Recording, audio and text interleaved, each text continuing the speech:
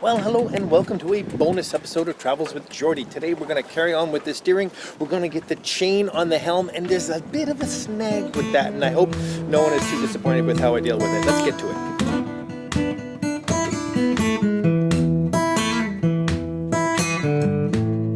Hello and welcome to Travels with Geordie. My name is Peter, and this good-looking fella here is Geordie, and we live together on this wooden motor cruiser here in Victoria, British Columbia, all the while fixing it up for some pretty extensive cruising someday. If that's the sort of thing you might be interested in, please consider sticking around and subscribing. We'd love to have you. I'd also really like to take the opportunity to thank my patrons, whom without I really wouldn't have the ability to do this every week. Thank you all so much. And for those of you who would like to win a Travels with Geordie t-shirt, stick around to the end of the episode and I'll show you how you can do that. Cheers! Let's get on with it. And for those of you worried about cooking segments, be forewarned, we got one coming, but it's so good. Alright, so inside this little witch's cauldron is some roller chain. Now this is sections of the existing roller chain that was already on the boat, and I figured why not reuse it. But it was pretty greasy, so I'm just trying to clean it up a bit so it's not so miserable to work with. Now it has some neat features, and let me show you as I pull it out of here. I've actually got both chains in here for the upper and lower helm because this is going to be such a miserable little job. I figure I'll do them both at the same time. Okay, so the neat thing I wanted to show you is this lovely little bronze end fitting, which is, in this case, it's actually built right into the chain. You can see where the chain was, I forget what that's called when you drive a punch in and you spread the metal, but whatever. Anyway, it's nicely attached into there. And then, so that gives me a termination to put my cable on. Well, it'll actually be a shackle and then the cable. So that worked out really nice. I had to shorten them to the appropriate length, and I have nice new connector pieces here, and the other, anyway, in here somewhere. It's in there somewhere. Let me put it all together.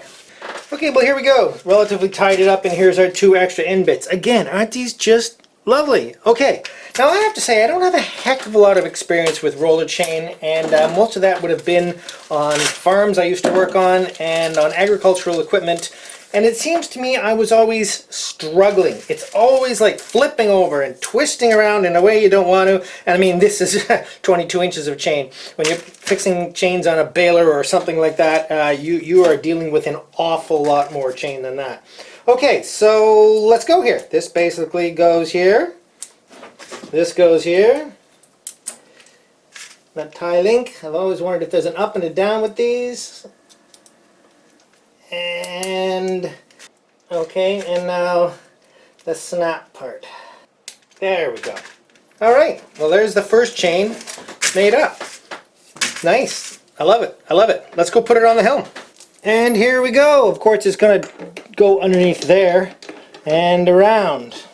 Oh dear. Oh dear. I've made a tactical error. Some of you will be able to see that this sprocket, even as compact as it is, and the gap that's there isn't enough. There's not enough room in this gap for the roller chain to fit in there. Now it's close, but it's not fitting. Now, I loathe to trim this. I'm going to give this some thought. I can't really make this sprocket any smaller. I think I'm going to have to... Oh, let me think about this. Okay, yes, I expect a ton of unsubscribes for that. I have trimmed off 1/8 of an inch off of here. Well, 16th here and a 16th here. I don't feel bad about it, but I do feel uncomfortable about it. Let's see if it was enough. There we go, and just so it's not running dry, a little bit of my favorite lubricant here, which is fluid film. This is lanolin based, which from what I understand is basically the goo from the underarm pit of a sheep. Okay, so I've removed the quadrant because I have to find a way to attach the end of the cable. Basically the wires are going to come out of its slot here, and it has to be attached somewhere. Now when this quadrant was original and it wasn't cut off, there was a little tab you could actually attach it to with an eye bolt. But because I've cut it off, I've removed that, which is fine. So it's going to come around this corner, and what I'm going to do, I'm going to put a piece of stainless steel strap, a little thing inside that bolt up and fold it with a hole in the end with a shackle, and I'll show you how that's all going to work. But I needed to take it off to be able to do all that. The other thing I need to do is soften this edge a little bit. I basically cut this and tied it up a little bit, but because the cable is going to come around this corner and then down here, turning 90 degrees around this tiny little shoulder, I want to soften that as much as possible. And I'll just get the grinder out and do that. Cheers, cheers. And I'm going to do that with little bits of this 3/16 grade stainless steel strapping. This is 1/4 inch, which is overkill, by inch stainless steel strapping that I'll make a little, I don't know, 4 or 5 inch chunk of. Drill it out for the pinch bolt on the quadrant, and then there'll be a fold here where it'll turn forward. I'll show you in a second. And a little 3/16 hole up here that I'll put a shackle in to go to the end of the cable, and that will be a very robust and long-living end terminal for the cable. Let's make it. This is actually a cut-off wheel in here right now, which is a bit hack. I hope you'll forgive me. Okay, so here's my piece of stainless set up for holes, both ends of 2 4-inch strips. Now, drilling stainless steel is a complete pain. I hate it. But I've learned recently that the very best lubricant for drilling stainless steel is actually just water, because it's more important to cool the drill and then actually lubricate it. So we'll see. I've never tried that. Let's see how this goes. So I'm just going to get a little bit started here. All right.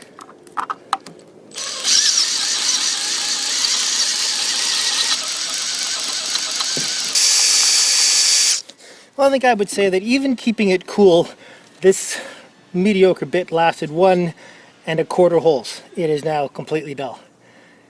Stainless steel is a pain to cut. Drill. Excellent. Okay, so now we'll cut off the 2 pieces.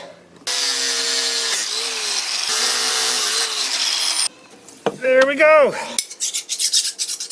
There we go. Okay, well, these 2 are brilliant. Now, if I was a little more, you know, determined, or if I was Mads, for instance, I would polish these. If I had a wire wheel, I could clean these up with. But anyway, these will certainly do for now. The trick now is I'm going to have to bend them. And I don't really have any way to bend them other than in place, using this as a mandrel. So I don't think that's evil.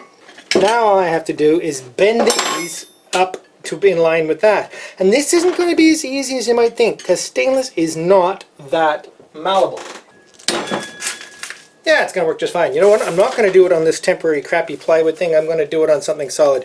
Okay, nicely bent over. And because there's 4 bolts holding this quadrant onto the shaft, it gave me the opportunity on one side to bias the cable to one side of the trough. I don't know if you can see down here, because from this bolt it will bias the cable to that side of the trough, and on this side I came from the other bolt, so it'll bias this cable to this side of the trough, and that'll make sure that the 2 cables don't run into each other as they come around the corner here. I'm overthinking this, I know. So I've started to clean these up a little bit. I'm going to do a little more filing work in there and get those nice and pretty and put this thing back together. But no, wait, no time for that. We're having a dinner party aboard MV Zephyrus tonight with some people from the marina, and I'm cooking the main course, so I'm going to jump in the shower. Stick around, we're cooking. You know, we're going to go cook on Zephyrus. I just cleaned everything up here, but honestly, let's go. Okay then, this galley is the domain of a cook, and it's not often allowed in here, but she's not here, so I think I can get away with this. Let's get busy. Okay, then we're not fooling around. This is hero-making stuff. We are going to make up the best macaroni and cheese you've ever even imagined. This isn't your dime store macaroni and cheese. This is, I use the word gourmet, but this is going to be awesome. Basically, it's just more cream and cheese and butter. That's all you really need to do to make really fantastic mac and cheese, and I'm going to show you how. There's another secret, obviously, and that's bacon. Let's get on with it. First, you got to start with a roux. Like any really awesome food, you need to start with a roux, which is R-O-U-X, which is French for yummy sauce. It starts with a schwack of butter. Let's get this going. So basically, we're just going to get the butter melted and just starting to bubble a little bit. Then we're going to throw a little bit of flour in this. We're going to do this really quick, okay, because I don't want to get accused of having a cooking show. Okay, change up. I forgot this stove only has 2 burners, so I got to double up on some stuff and get going on the secret ingredient. And it's hardly a secret, but what it is bacon. Lots of really good butcher bacon. No fooling around, okay? And I just use scissors to slice that in here to be lots of little chunks of bacon. This is 6 slices of really meaty bacon. Oh yeah. Now, the butter is just getting to be melted. And what we're going to throw in there, as I said, just as it melts and just as it starts to foam up, is just a little bit of flour, about a tablespoon of flour, and that's what a roux is, butter and flour. Now, there's a couple of different ways to make a roux. Some people just stir it very quickly. By the way, they use a whisk, and I don't want to get involved in that, but I don't use a whisk.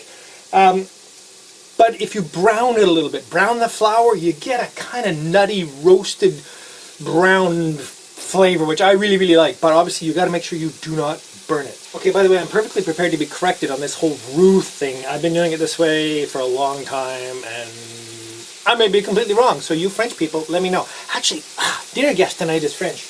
Good thing I get this done before she gets here. Okay, so I'm going to put about that much white flour in here. And start to move that around pretty quick. It'll brown quite quickly. You can see it's starting. I don't know if I really set this up so you can see anything here. Anyway, you can imagine what this looks like. If you don't cook the flour, you'll have a pasty flavor to it. You gotta have that nice bready flavor to it. Okay, what I do now, I turn this off once the flour is brown, because I'm gonna add cream in a minute, and if you add cream when this is hot, not good. You gotta add the cream to something that isn't too hot. So I let this cool back down just a little bit. Let's give the bacon some attention here. Oh yeah, it smells good in here. Okay, while that roux is cooling a bit, let's talk about cheese a bit. This is a double smoked, really good sharp cheddar. This is about half of the cheese, well, maybe 2/3 of the cheese we're going to put into this. Like anything else, good ingredients make good food, and this is really good cheese. Oh my gosh, it's good. Okay, let's get going. Need a little something for the cook, right? Cheers. Okay, back to work. So the bacon's coming along nicely. The roux is cooled enough that I can put in the cream. And again, as anyone who's watched my channel before, 18% cream, which is good for almost everything you do. Put it in small batches, and this will start to thicken up. Okay, this bacon is done. Awesome, which is good because I need this burner. Okay, now, I keep having to say I, because I'm not sure this is really the way you make a roux, but I just keep stirring it and stirring it and stirring it and adding cream. And this is how I decide. If you see how it comes off the back of the spatula there, you can tell that's pretty oily. There's still a lot of butter in there because it doesn't actually leave a film on the spatula. It's because there's still so much butter in here. So I just keep adding cream until it feels different. It's like it's not oily anymore. It's just rich and creamy and yummy. Okay, it's time to get the pasta going here, and like every other male on the planet, I have no idea how much pasta ever to make, so I make way too much. Probably make less than I did. But I am going to show you the type of pasta. It's like a macaroni noodle, but it's like 2 or 3 turns worth. I'd never heard of this until I came to the West Coast, and the package calls this a Scooby-Doo noodle. I'm pretty sure the Italians wouldn't call it that. So if you know what this is called, let me know. Okay, as I said before, the roux has to stand on its own. It should taste like a delicious, buttery bread. Oh my gosh. When you realize that you could just put this straight on the noodles and it would be a fantastic meal. But we have cheese. So let's get some of that cheese in here. Lots. Okay, as I worked to getting all this cheese melted in here, I forgot to mention the most important thing really about roux, and that's to keep it from cracking. I think that's the word. And I'm not really sure what makes it crack, but if it does, what happens is all the oil from the butter just almost instantly just pops out of the roux, and you have a yellow oil on the surface. And I think it's from going too hot. I'm pretty sure, or not paying attention, or whatever. If I'm careful, it never happens. And largely, I keep gentle heat, constant stirring, and I've been free of that. But ooh, what a mess it makes. Okay, and so like with most things with cheese, a spot of Dijon makes it just, and I don't mean a spot, I mean quite a bit, because again, this is a large serving, is going to make this extra yummy. Okay, the pasta's done. Now, because this is a baked, or at least slightly baked dish in a, like a casserole dish, I don't mind if the pasta is ever so slightly al dente, which I think is a fancy word for not done, because it's going to have a chance to soak up some of the moisture out of the sauce in the oven. Okay, so let's throw this in a colander without burning myself and liberate that burner for more butter. And I'll show you what that's all about. Okay, so with the ramekin buttered, then it's time to throw some panko in. Now this isn't my regular brand of panko. In fact, it looks very white and sawdusty. Anyway, it'll have to do. So I pour a bunch in there and then roll it around and roll it around so it's sticking to all that butter. And then when I roll it out around the edge, I throw it into this pan here.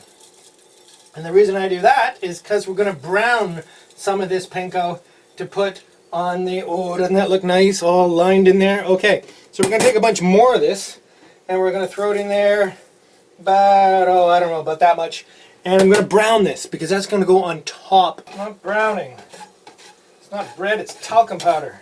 Okay, the pressure's on now. My French guest has arrived and she's looking on with interest, but not too much criticism. She hasn't actually stuck her finger in the cheese sauce yet to see what the roux turned out like, but we are both criticizing the panko a little bit here. But it's sort of browning, but it's kind of gray rather than brown. Okay, so it's time to assemble this. First things first, let's put all this yummy bacon in the cheese sauce. Oh yeah. Then the cheese sauce in with the pasta. Okay, so this part's pretty dull. I'm going to do this for a while. With that all stirred up, into the ramekin.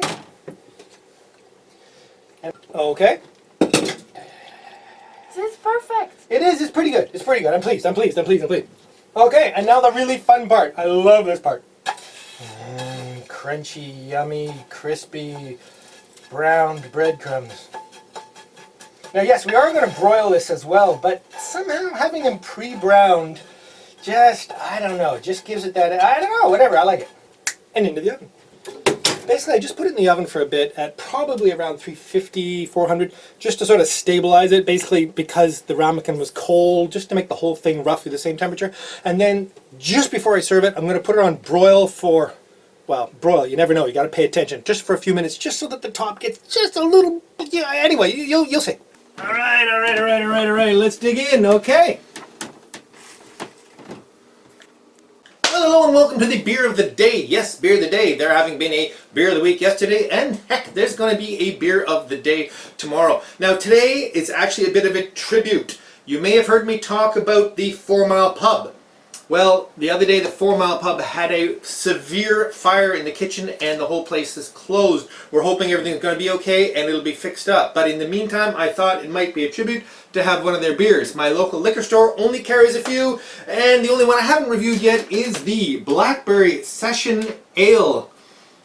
To be completely honest, I'm not looking forward to this. But hey, it's a 4 Mile, and as a result, I will drink it cheerfully. Again, frosted glass. I'm loving frosted glasses lately.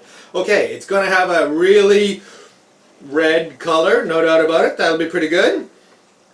Obviously pouring completely without head because of this ice cold glass. Well, let's see if we can put a little on the end there. Alright, well, obviously I was a little extra cautious. Well, let's see what we think of the Blackberry Session Ale. Well, it's certainly yummy. I just don't like fruity beers. It's blackberry and beer. Not my favorite beer, but what the heck, please. 4 Mile, rebuild and be great. Thank you so much. Okay, so, gotta thank again, more goodies came in the mail. These are Amana Tool counterbores. These are really nice. They're carbide and I've heard they last forever. So thank you so much, Mark Allen Smith, for that. This is a real treat. So obviously we got to move on to the word of the week. The word of the week this week, a little bit of a tease. I'm not going to give it to you now. You got to go back in the episode and find out what kind of noodles I used in the mac and cheese. Yep, there's a special kind of noodle I used. It's got a pretty distinctive word to it. That is the word of the week. So you got to get back in the episode and check that out. Cheers. See ya tomorrow.